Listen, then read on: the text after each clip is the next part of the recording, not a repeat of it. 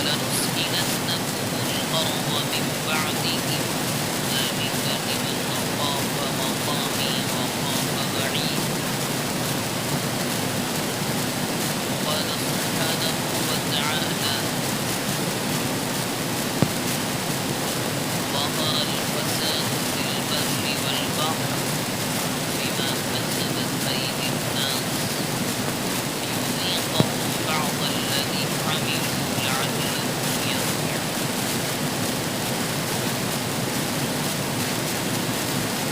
وقد قال النبي صلى الله عليه وآله وسلم الدين النصيحة أو كما قال رسول الله صلى الله عليه وسلم اللهم صل على محمد النبي الأمي وعلى آله وسلم تسليما اللهم صل على محمد النبي الأمي وعلى آله وسلم تسليما اللهم صل على محمد النبي الأمي وعلى آله وسلم تسليما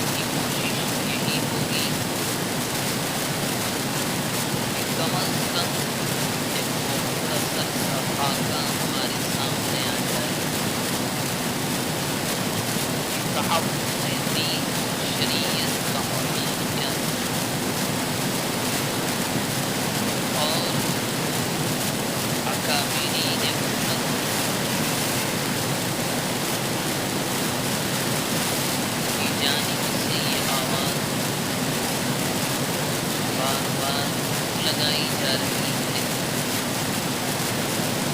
شریعت موجودہ حالات کے اعتبار سے اوقاف کی حفاظت کر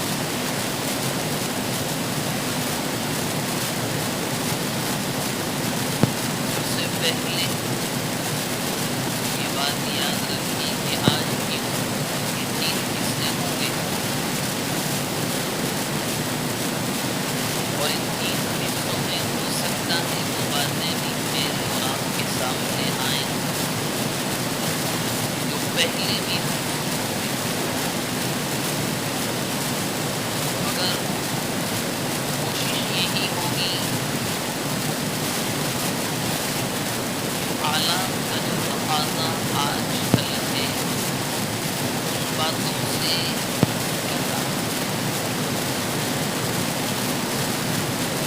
سب سے پہلی بات یہ ایک عام انسان چاہے وہ مذہب اسلام کا ماننے والا ہو یا نہ ہو یہ بات اپنی جگہ ہوتا ہے کہ اس دنیا میں تا قیامت انسان کے لیے آسان یہ زندگی کو آسان بنانے والا انسانیت کے سب سے زیادہ قریب اگر کوئی زندگی گزارنے کا طریقہ ہے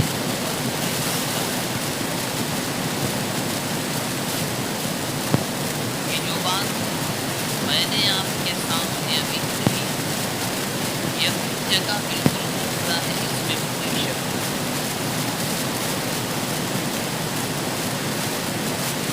اللہ رب العزت والجلال کی جانب سے قرآن مجید کی شکل میں یا احادیث نبویہ کی شکل میں کسی بات کی وضاحت کے لیے بار بار وحی بھیجی گئی۔ قرآن مجید کا خلاصہ یہی ہے، لیکن نہ ماننے والوں سے کوئی سوال نہیں۔ اصل مسئلہ یہ ہے کہ کیا خود مذہب اسلام کے ماننے والے اس بات پر کتنا یقین رکھتے ہیں کہ مذہب اسلام کی ذریعہ نجات اور یہ آج کے زمانے کا ایک اہم اور پوچھتا ہوا سوال ہے۔ وجہ اس کی یہ ہے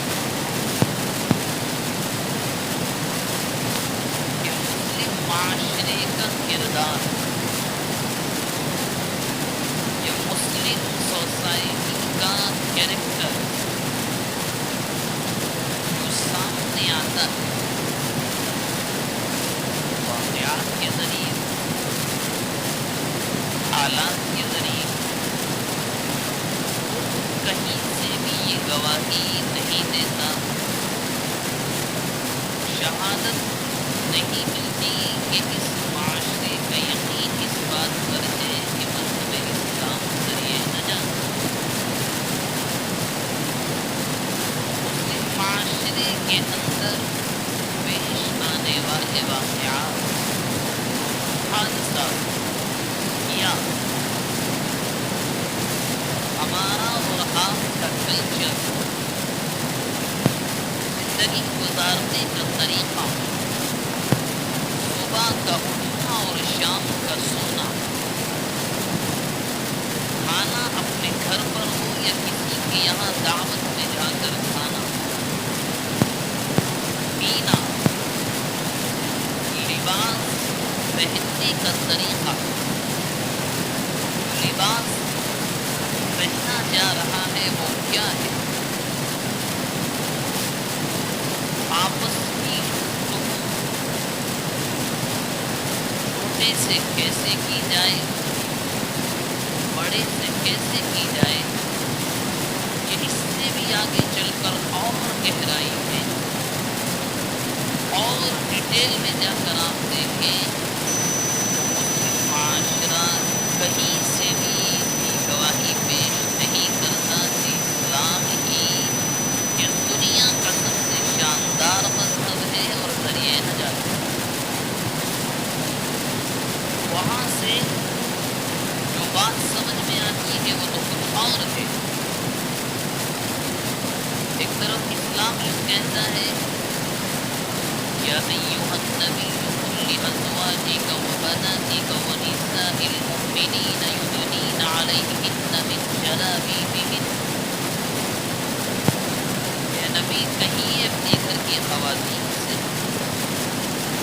ایک جگہ فرمایا وقل للمؤمنات یغضضن من ابصارہن ویحفظن فروجہن ولا یبدین زینتہن، کہیے کہ جب ضرورت ہو ذرا پردہ کرتے اور دوسری جانب ہمارے اور آپ کے گھروں کے جو حالات ہیں، بلکہ حالات چھوڑیے جو ایک ایک گھر کے اندر رہنے والوں کے زندگی گزارنے کا طریقہ ہے، تو یہ بتلاتا ہے کہ شاید پردہ کسی چیز کا نام ہی نہیں۔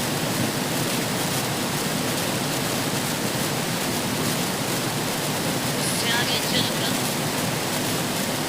قرآن مجید نے بڑے صاف الفاظ میں کہا، وراثت کے قوانین کو بیان کرنے کے بعد کہ اگر کسی کی موت ہو جائے، کسی کا انتقال ہو جائے تو مرنے والے نے جو مال، جو جائیداد اپنے پیچھے چھوڑی ہے اس کو وراثت کا مال کہا جاتا ہے۔ قرآن اور حدیث نے یہ طے کر دیا ہے کہ کس کو کتنا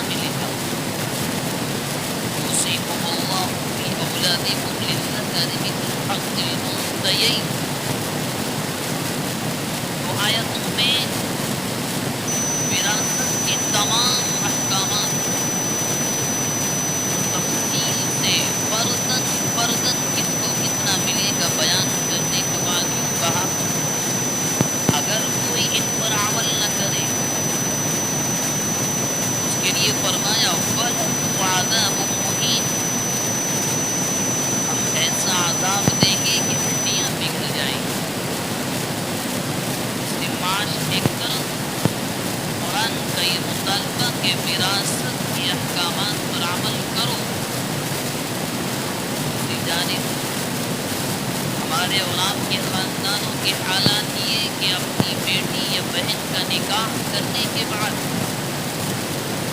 ایسا سمجھ لیا جاتا ہے کہ اس کا تعلق گھر سے ختم ہے. شاید چند گھرانے ہوں اور ہیں کہ جو حقیقت وراثت کے احکامات پر مکمل عمل کرتے ہیں. اور قرآن کا ایک جانب مطالبہ یہ اور دوسری جانب ہمارے اعمال یہ. آپ اس سے آگے چلیں یعنی ایک ایک چیز کو لے کر چلتے چلے جائیں. سب سے پہلے تحفظ دین و شریعت کے لیے جو سب سے ضروری چیز ہے وہ یہ ہے کہ مسلمان اس پر کتنا عمل کرے. یہ ضروری ہے. ایک انسان تو چوری کرتا ہے، خود تو لوگوں کے مال کو لوٹتا رہے، دوسروں سے آ کر کہے نہیں چوری کرنا حرام کرنا غلط ہے. برا نہ مانے ہمارے معاشرے اور سوسائٹی کے حالات بالکل یہی ہے. تحفظ دین اور شریعت اس کی ضرورت اکابر علماء کو بار بار آواز کیوں لگا رہی ہے.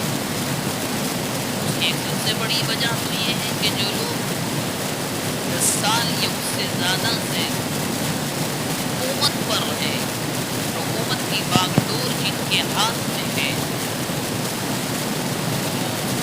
روزانہ کوئی نیا بل، نیا شوشہ، نیا قانون لے کر آتے ہیں. ایک وجہ ہوتی ہے. مگر جس دن سے مسلم پرسنل لا بنایا گیا یا ہم شاید ہمارے اور آپ کے ذہنوں میں یہ ہو کہ نہیں مسلم پرسنل لا بورڈ تو صرف حکومت سے قانونی لڑائی لڑتا ہے، حکومت کو چیلنج کرتا ہے، مسلمانوں کے آئینی قوانین کی حفاظت کرتا ہے اور وہ حکومت سے بات کرتا ہے. بورڈ کے ذمہ داران حکومت کو مخاطب کرتے ہیں. ایسا نہیں. جو لوگ ذرا بھی مسلم پرسنل لا بورڈ کے بارے میں جانتے ہیں، جنہوں نے مقاصد کو پڑھا ہے شروع سے لے کر آخر تک کہ مسلم پرسنل لا بورڈ کی جو بنیاد ہے، جو شروعات ہے 1972 سے ہے کہ جب اس وقت کے حکمرانوں نے متبنہ کے مسئلے کو اٹھایا اور اس بل کو پیش کرنے کے بعد ایک جملہ کہا گیا کہ یونیفارم سول کوڈ کی جانب یہ پہلا قدم ہے. اسی وقت مسلک بلا تفریق مسلک تمام مسالک کے علماء میں بے چینی پیدا ہوئی اور حضرت مولانا منت اللہ رحمانی نور اللہ مرقدہ، مولانا قاری طیب صاحب رحمۃ اللہ علیہ اور بڑے بڑے اکابرین امت کہ جب اس کی بنیاد پڑی اس وقت یہ طے کیا گیا تھا کہ حکومت سے تو بات چیت ہوگی ہی مگر مسلمانوں سے بھی بات چیت. مسلم پرسنل لا بورڈ کی جانب سے جتنی ہدایات آتی ہیں، جو باتیں کہی جاتی ہیں، اس میں 50% مخاطب مسلمان ہو. یہ جو آواز بار بار لگائی جا رہی ہے کہ تحفظ شریعت، تحفظ اوقاف، تحفظ دین، اس کے دو حصے ہیں. ایک تو یہ کہ ہم کوشش کریں گے کچھ بھی ہو جائے مسلم شناخت کے ساتھ رہنے کی. اس یہ کہ مسلمانوں سے کہا جاتا ہے کہ اللہ کے بندو خود اس پر عمل کرو، ورنہ یہ ناممکن ہے کہ بغیر عمل کیے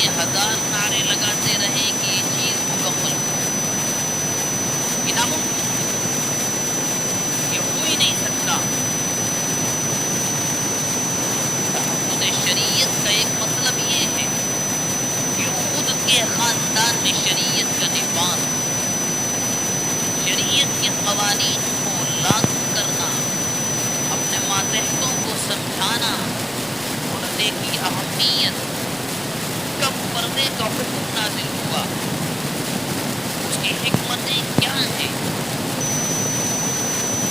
مال کے معاملات کی اہمیت، کیسے حلال کمایا جائے، کیسے حلال طریقے پر خرچ کیا جائے، قرض لیا جائے تو بھی سودی تباہی سے بچ کر لیا جائے، شادیاں، نکاح کو آسان بنانا، جتنے کم خرچ پر ہو سکے نکاح کی تقریب کا قیام، اپنے بچوں کی ایمان کی حفاظت، مکاتب، مدارس، مساجد کا ایک اچھا نظام بنانا، پہلا مطلب تحفظ دین و شریعت کا یہی ہے کہ جب تک ہم اپنے گھروں میں تحفظ دین کے نام پر اسلامی احکامات نافذ نہیں کرتے تب تک تحفظ دین و شریعت کو بھی نہیں ناممکن ہے۔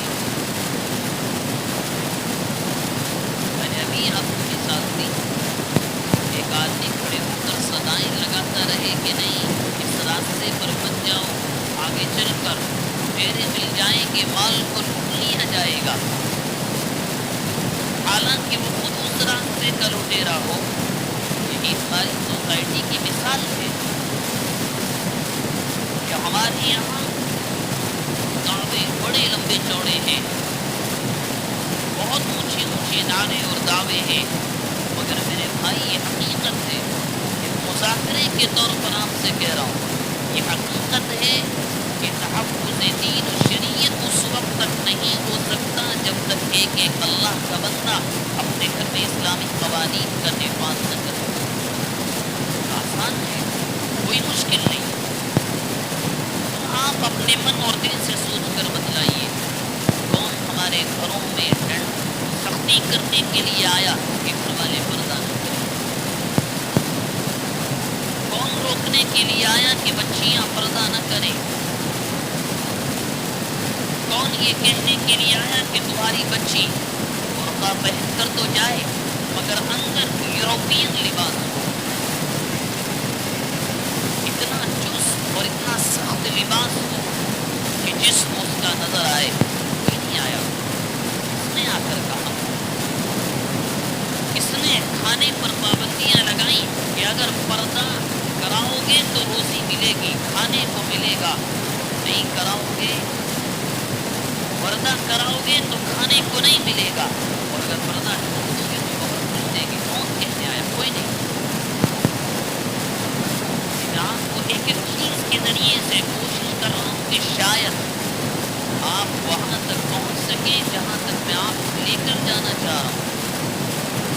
اپنے معاملات کو آپ لے لیں، کون سا بینک آیا یا کون سی حکومت آئی کہ آپ کو سودی قرضہ لینا ہی ہوگا؟ کوئی نہیں آیا۔ کس نے گن پوائنٹ پر آ کر کہا کہ تم نکاحوں کی تقریب کو کروڑوں میں کرو، لاکھوں میں کرو، پیسے کو پانی کی طرح بہاؤ؟ کوئی نہیں آیا۔ کس نے زبردستی؟ کسی نے بھی نہیں۔ اسی لیے تو علماء کہتے ہیں چھوڑ دیں محلے کو، چھوڑ دیں شہر کو، اپنے گھر میں دیکھیں کہ اسلامی قوانین پر کتنا میرے اور آپ کے بچے کہ اسلامی اخلاق اور اسلامی تہذیب کو مانتے ہیں یا نہیں؟ دیکھیں، غور کریں، زبان سے بیٹھ کر باتیں کرنا بڑا آسان ہے، کسی بھی جلسے میں نعرے لگانا یا نعروں کا جواب دینا بہت آسان ہے، مسجد میں اچھے کپڑے پہن کر مہنگی سے مہنگی خوشبو لگا کر آنا بہت آسان ہے، اچھے سے وضو کر کے آ کر نماز پڑھ لینا بہت آسان ہے۔ کبھی میں نے یا آپ نے گھر کے کونے میں بیٹھ کر یہ غور کیا، میرے ماتحت جو لوگ آتے، میری بیوی، میرے بچے، بیٹی ہو یا بیٹا، میرے چھوٹے بھائی، کیا وہ اسلامی قوانین پر عمل کرتے ہیں یا نہیں؟ میں کتنا کرتا ہوں؟ میں اسلامی قوانین کتنا مانتا کرے کہ میری اور میری بات غلط ہوگی 10%، سچی بات 10% بھی نہیں،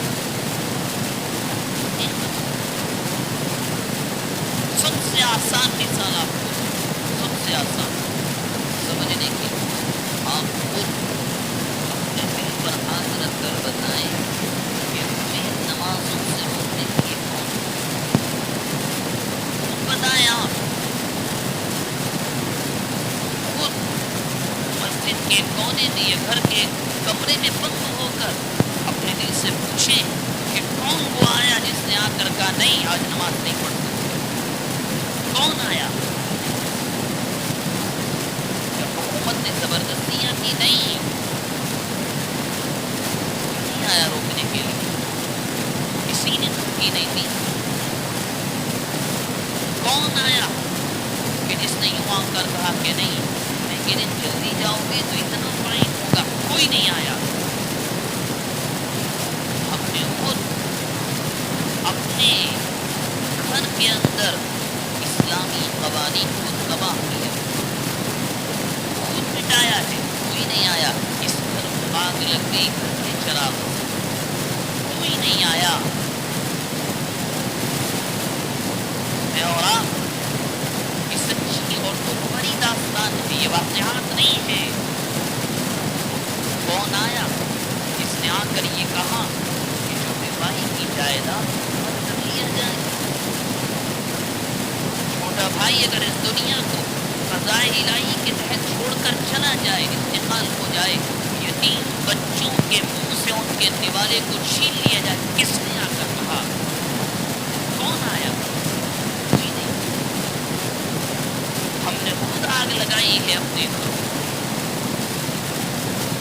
ہم نے خود آگ لگائی ہے اپنے خاندانوں، اور آپ لوگ شاید آپ کو برا لگے، ہم نے اپنے گھرانوں کو اسلامی قوانین سے بالکل ایسے ہی ننگا کیا ہے جیسے آج کل کسی کپڑے کی دکان کے باہر ننگی عورت کا مجسمہ لگا ہوتا ہے کہ جس پر صرف نام کے کپڑے رہتے ہیں، بس آج کل ہمارے گھرانوں میں صرف نام کے لیے اسلام ہے، کچھ نہیں، کپڑے آپ دیکھ لیں، پہناوا کا طریقہ دیکھ لیں، ایک ایک چیز کو اٹھائیں اور اپنے دل سے سوال کریں، کس نے آ کر زبردستی کی کہ مار دیں گے یہ کرو؟ کوئی نہیں آیا، لیکن پھر بھی ہم نے ستیاناش کیا، اسی لیے بار بار کہا جاتا ہے تحفظ دین و شریعت، پہلا مطلب یہ ہے کہ اپنے گھر میں اسلامی قوانین کو نافذ کیجیے، اپنے گھر کو اسلامی گہوارہ بنائیے، اسلامی بام بنائیے، اسلامی قوانین اسلامی اخلاق کے ذریعے سے اس گھر کے باغ کو پانی دیجیے، سیچیے، بڑا بنائیے، ایسا اسلامی مثالی گھرانہ بنائیے کہ محلے والے دیکھ کر سیکھیں کہ کیسے زندگی ہوتی ہے، کیسے اسلامی قوانین پر عمل کیا جاتا ہے، کہ گھر یا خاندان وہ جگہ ہے جہاں کوئی نہیں رکھتا، کوئی نہیں رکھتا، ہمارے رہن سہن کے حالات تو ایسے ہیں، آپ یقین کریں کہ شاید ہمارے اور آپ کے محلے میں ایک یا دو گھر ہوں گے جہاں لوگ جلدی سو جاتے ہیں، آپ کیا سمجھتے ہیں کہ دیر تک جاگنا نہیں پڑا، لیکن میرے ساتھ بغیر ضرورت کی جاگنا، آپ نے منع فرمایا، آپ ایک یا دو گھر کی مثال دے سکتے ہیں، مگر عام حالات کیا ہیں؟ 11 بجے کے بعد تو طے ہے، سوال ہی نہیں، اسلام نے کھانے تک کا نظام دیا، کیا کھانا ہے، اس وقت کھانا بہتر، جو اس کو بھی تباہ کر دیا، صرف اپنی نفسانی خواہشات، صرف منمانی، نفس کو آزاد چھوڑ دیا، جو چاہو کرو، کیوں؟ شرم و حیا باقی نہیں ہے، یہ فصنع ما شئت، جب شرم ختم ہو جائے، جب حیا چلی جائے تو جو چاہو، یہ برا ہے ہمارے یہاں۔ تو میرے بھائی، تحفظ دین اور شریعت اس وقت ہوگا جب میرے اور آپ کے گھر میں ہم لوگ ان اسلامی اخلاق اور قوانین کو نافذ کریں گے۔ ان کے گھر میں پردہ نہیں، ان کے گھر میں بولنے کا جو انداز ہے، بڑے کو کس لقب سے پکارا جائے، چھوٹوں سے کیسے بات کی جائے، وہ نہیں۔ باہر داغ بڑے لمبے لمبے، یاد رکھیے یہ کھوکھلا پن زیادہ دن نہیں چلتا، اور اس کا بڑا نقصان کیا ہوا؟ اس کا سب سے بڑا نقصان پچھلے 10 سال میں یہ ہوا کہ ہمارے سروں پر زبردستی نئے سے نئے بل تھوپے گئے، نئے سے نئے قوانین لائے گئے۔ آپ کیا سمجھتے ہیں؟ سامنے والا کوئی آنکھوں پر پٹی باندھ کر یہ تمام قوانین لاتا ہے؟ کیا وہ ہماری طرح غفلت کی نیند میں ہے؟ نہیں، یہ محنتیں تو اتنی ہیں کہ آپ کو سنائیں تو آپ یقین نہ کریں۔ تو ہم ہیں کہ جہاں ہمارا سورج بنے سے پہلے تو نکلتا بھی نہیں ہے، بازار کی حالت ہوئی ہے 10:30 11 تو اسٹینڈرڈ ٹائم ہے بازار کے کھلنے کا۔ لیکن کیا حالت ہے مسلمانوں کی، کہ جن کے دین نے ان کو یہ سمجھایا کہ دیر تک نہ سویا کرو ورنہ روزی سے محروم ہو جاؤ گے۔ ہم ہیں تو مسیح وجوہات، مگر حالت یہ ہے کہ اچھے سے اچھا اسلامی گھرانے والا بھی اپنے دکان کو 10 بجے سے پہلے کھولنے میں شرم محسوس کرتا ہے۔ حالانکہ آقا فرما رہے ہیں نہیں اٹھا کرو، فجر کی نماز ادا کیا کرو ورنہ روزی سے محروم ہو جاؤ۔ پہلی چیز تو یہ کہ اگر میرا یا آپ کا گھر ہے تو کوشش ہو کہ اس میں اسلامی قوانین اور احکامات برآمد ہوں، تب جا کر کے تحفظ دین کا پہلا مطلب ہوگا۔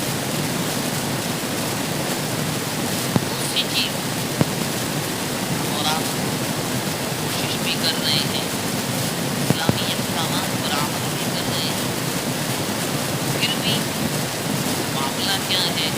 حکومت نئے سے نئے بل لے کر آتی ہے، روزانہ پریشان کرنے کی کوششیں۔ ایسے حالات ہو جاتے ہیں بھائی، آپ نے بڑے بزرگوں کی زبان سے سنا ہوگا، چھوٹے جملوں میں میں آپ سے عظمت عروض کروں۔ دیکھیں، سب سے پہلی بات تو یہ کہ وہ مسلمان نہیں ہوتا جو حالات کی بنیاد پر اس کا ایمان ڈگمگانے لگے، اس کا ایمان پختہ نہیں۔ حالات کی بنیاد پر ایمان والا ڈرتا نہیں ہے، کبھی ڈرتا نہیں۔ کیوں؟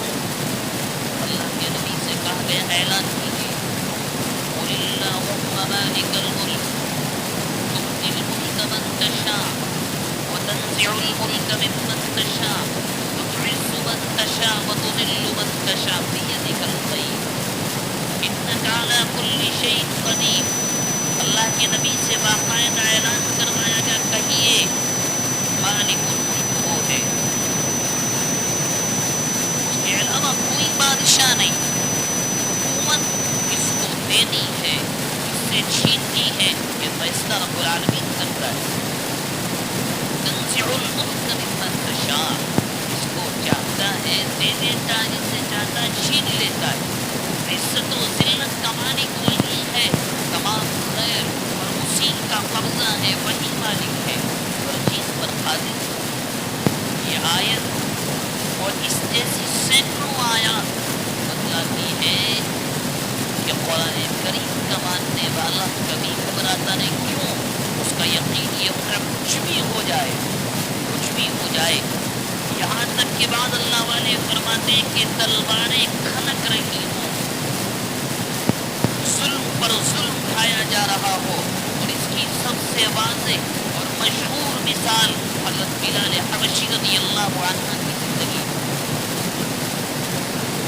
کچھ بھی ہو جائے، کچھ بھی ہمارے ساتھ کچھ بھی کر دیا جائے، خاندان کو تباہ کر دیا جائے، جائیدادوں کو لوٹ لیا جائے، پابندیاں لگا دی جائیں، پھر بھی مسلمان کیا کہتا ہے؟ جو ہوتا ہے رب العالمین کے کرنے سے، کسی اور کے کرنے سے کچھ نہیں ہوتا۔ ہاں سچ ہے کہ حالات ٹکرا رہے ہیں، ہوا ہمارے خلاف ہے، کوئی بات نہیں، حالات ہمارے خلاف ہیں، کوئی بات نہیں، اور یہ بھی سچ ہے حالات ہمارے خلاف ہیں، یہ بھی ایک نشانی ہے کہ ہم زندہ ہو، ورنہ انسان تو کیا مرے ہوئے جانور ہوئے کوئی نہیں پوچھتا، درخت جھاڑ پر پھل آنا بند ہو جائے تو مالک پتھر مارتا نہیں، پھل آئیں گے پتھر بھی مارے جاتے ہیں، دوسرے طریقوں سے پھلوں کو توڑا بھی جاتا ہے۔ امت پر حالات کا آنا اس بات کی نشانی ہے کہ الحمدللہ امت مردہ نہیں، زندہ ہے۔ حالات آئے ہیں ہمیں جوڑنے کے لیے، جگانے کی، وہ کہ اٹھو، کہاں سوئی ہو، تم محکوم نہیں ہو تو حاکم ہو، تم کہاں سو گئے؟ یہ دھمکیاں، یہ نئے نئے قوانین کا لانا یہ نیا نہیں ہے، قرآن کہہ رہا ہے، قرآن بڑے محبت بڑے الفاظ میں سمجھاتا رہے، سنو ہم تمہیں بتلاتے ہیں کہ تم سے جو کہا جا رہا ہے تمہاری مذہبی شناخت، تمہاری غور سے سنے، تمہاری مذہبی پہچان جو چھیننے کی کوشش کی جا رہی ہے، کیسے؟ طلاق کا فرق، کیسے اوقاف کی جائیداد پر حملہ، کیسے مدارس کے وجود کو ختم کرنے کی کوشش، کیسے علی گڑھ مسلم یونیورسٹی کی اقلیتی وجود کو مٹانے کی کوشش، کیسے سینکڑوں مثال دیجیے، قرآن کہہ رہا ہے نیا نہیں ہے، گھبراؤ مت، کیوں؟ سورہ ابراہیم کے تیسرا رکوع جہاں سے شروع ہوتا ہے وہاں قرآن کے اندر اللہ فرماتے ہیں وَقَالَ الَّذِينَ كَفَرُوا لِرُسُلِهِمْ لَنُخْرِجَنَّكُم مِّنْ أَرْضِنَا أَوْ لَتَعُودُنَّ فِي مِلَّتِنَا، سے کیا کہا جا رہا ہے؟ کیا کہا جا رہا ہے؟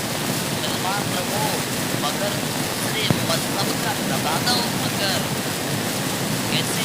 اوقاف کو چھوڑ دو، علی گڑھ مسلم یونیورسٹی کے اندر سب کو ریزرویشن ہوگا، چھوڑ دو، طلاق ویسے تو جیسے ہم کہہ رہے مذہب، مطلب کیا؟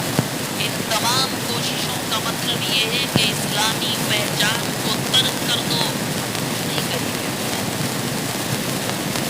یہ آواز نہیں ہے، یہ نعرہ نیا ہے، لگتا ہوگا کہ ٹھیک نیا، بالکل بوسیدہ سڑا ہوا پرانا، یہ تو جب سے حضرت آدم آئے تب سے لگایا جا رہا ہے، کیا کہہ کر؟ بس اس بات کو سمجھے کہ بس الفاظ بدلتے ہیں، مقصد نہیں بدلتا۔ کیا کہا گیا؟ قرآن مجید نے فرمایا ہر زمانے میں نعرہ لگتا ہے وَقَالَ الَّذِينَ كَفَرُوا لِرُسُلِهِمْ لَنُخْرِجَنَّكُم مِّنْ أَرْضِنَا، کفار کے بڑوں کی جانب سے کہا جاتا ہے ہر زمانے میں انہیں اپنے یہاں سے بھگا دیں گے، باقی اشارہ سمجھ جائیں، ملک بدر کر دیے جاؤ گے، کبھی نعرہ ختم کر دیں گے، کیسے؟ اوقاف چھینیں گے، ہم نام بدل دیں گے، کیسے؟ طلاق ہماری مرضی کے مطابق، مختلف مثالیں، نہیں مان لو گے کچھ نہیں، اور اگر نہیں مانو گے لَنُخْرِجَنَّكُم مِّنْ أَرْضِنَا، ہمارے یہاں کوئی جگہ نہیں، یہ تو ایک آیت تھی، اس کے بعد کیا کہا قرآن نے؟ وہ کی ضرورت ہے، وہ سمجھنے کی ضرورت ہے، اور اس سے میرے اور آپ کے اور ہر مسلمان کے دل کو سہارا ملتا ہے. کیا اللہ فرماتے ہیں فَأَوْحَىٰ إِلَيْهِمْ رَبُّهُمْ لَنُهْلِكَنَّ الظَّالِمِينَ. ہم نے اپنے پیغامبروں اپنے اللہ والوں کو یہ پیغام بھیجا گھبرانا نہیں ہے، جو ظلم کرنے والے ہیں ہلاک کریں گے، لیکن بخشوں گا ہلاک کریں گے. تو آپ یاد رکھیے جو لوگ آج طاقت کے نشے پر سوار ہیں، جو چاہتے ہیں وہ قانون بناتے ہیں، کہاں آتا ہے فرعون کی فرعونیت ختم کرنے کی، نمرود کی نمرودیت ختم کرنے کی. یہاں تو سب گئے، کون نہیں گئے. ظلم ایک ایسا گناہ ہے کہ کرنے والا مسلمان ہو یا کوئی اور، اللہ اپنی زمین پر برداشت نہیں کرتا. ظلم ایک ایسا حکومت پر کو چلتا ہے، ڈھیل دی جاتی ہے، ٹھیک کر جاتا ہے، نہیں مانتے اس کے بعد اس دفتی کو پلٹا جاتا ہے. یہی کہا گیا قرآن کی ضرورت نہیں. وَأَوْحَىٰ إِلَيْهِمْ رَبُّهُمْ لَنُهْلِكَنَّ الظَّالِمِينَ. ہم ہلاک کریں گے. اور ہمارے ملک میں ہم اور آپ کتابیں پڑھنے یا لٹریچر پڑھنے کے لیے تیار نہیں ہیں. تازہ مثالیں موجود ہیں. ایک ایسی سیاسی جماعت جس کی ایک زمانے میں تحقیق ہوتی نہیں کا دور اقتدار کہاں ہوگا. ایک زمانہ وہ آیا کہ ان کی سیاسی جماعت کو لے کر چلنے والا صدر تک کو نہیں ملتا. اشارہ آپ سمجھ جائیں کہاں گئی طاقت، کہاں گیا اقتدار، کہاں گیا مال. اسی لیے اللہ تبارک و تعالیٰ فرماتے ہیں انسانوں کسی نشے میں مت رہو اور طاقت کے حکمت. ہم نے جو کس کو دینا ہے کس کو نہیں دینا. اس کے بعد فرمایا وَأَوْحَىٰ إِلَيْهِمْ رَبُّهُمْ لَنُهْلِكَنَّ الظَّالِمِينَ وَلَنُسْكِنَنَّكُمُ الْأَرْضَ مِن بَعْدِهِمْ. ایمان والو ہم یہ زمین میں تمہیں بسائیں گے. ذَلِكَ لِمَنْ خَافَ مَقَامِي وَخَافَ وَعِيدِ. لیکن زمین تمہاری ہوگی، زمین کے حاکم ہوگے، یہ مقام تمہیں ملے گا، لیکن شر سے کتنی ہے کسی اور سے مت ڈرو، کسی سے مت ڈرو. کوئی بڑا ہو، کوئی صدر ہو، کوئی کچھ بھی ہو.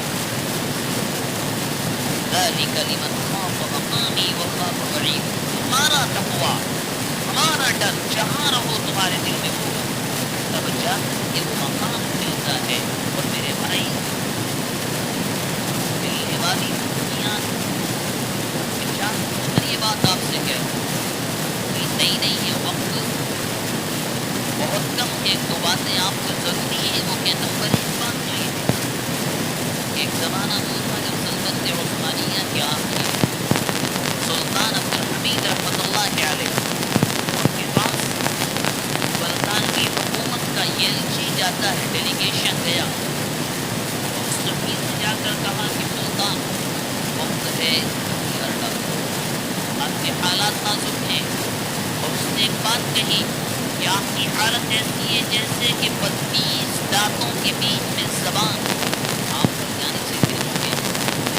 مطالبہ کیا تھا کہ ملعون یہودیوں کو فلسطین کی زمین، فلسطین میں کوئی جگہ دے دی جائے رہنے کی. اس اللہ کے بندے نے جو جواب دیا وہ سننے کے قابل ہے. سلطان عبدالحمید فرماتے ہیں کہ ہمارے رہنے کو یہ ممکن نہیں ہے، تو رہنے کی بات کرتے ہو، ہم تو دفن کے لیے بھی تو جگہ کسی ملعون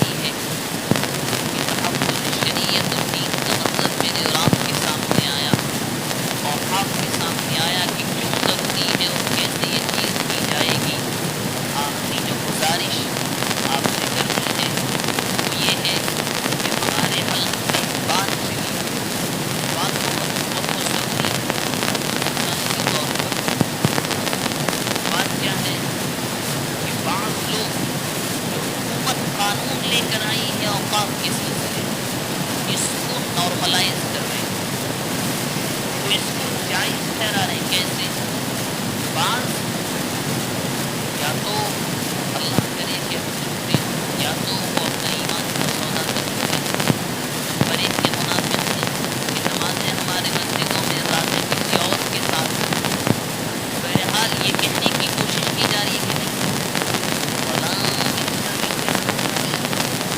فلاں صدر نے بھی تو پیش کیا میں اوپن صاف کہہ رہا ہوں ہمارے شہر میں باتیں چل رہی ہیں فلاں بھی تو وقت کی اتنی جائیداد پر قبضہ کیے ہوئے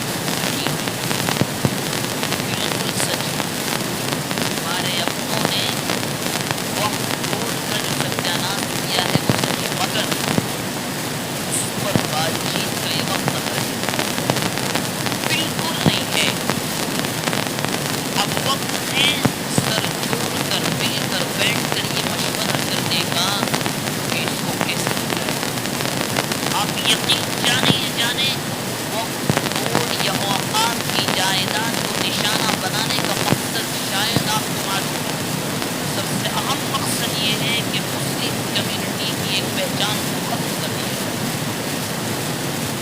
ہم آپ سے شاید اس سے پہلے بھی 4 یا 5 نقطے لگاتار اسی موضوع پر بات کی اور میں نے آپ سے بار بار نہایت ادب کے درجے میں کہا کہ میرے بھائی اتنے سے آدھا گھنٹہ نکال کر جو نئی وقت بورڈ کے سلسلے میں لوگ پالیسی لے کر آئے پڑھ کر نوٹیفیکیشن جو آیا ہے پڑھ کر آپ کو خود اندازہ ہوگا کیا ہے گھٹنے کو چھیننا نہیں وہ کھلے طور پر مسلم کمیونٹی کی پہچان ختم کرنی ہے صاف سیدھا ہماری شخصیت پر ہماری شناخت پر ہماری پہچان پر حملہ ہے وہ بعض لوگوں کا کہنا ایسا ہوا ہوگا سے بھی پوچھا جائے لیکن موجودہ وقت یہ ہے کہ حکومت چاہے کتنی سختی کر لے مگر جو ہمارے اکابرین کی جانب سے اعلان ہے اور بالخصوص مسلم پرسنل لا بورڈ کے تمام مسالک کے علماء کی جانب سے ایک ہی اعلان ہے اگر حکومت ہمارے تنظیموں کے ذریعے بھی بات کو نہیں مانتی اگر سڑکوں پر اترنا پڑا اتر کے دیکھے بعد جیل کی سلاخوں کے پیچھے جانا پڑا کیوں اس کا ہمارے اپنوں نے یہ ہمارے اکابرین کا احسان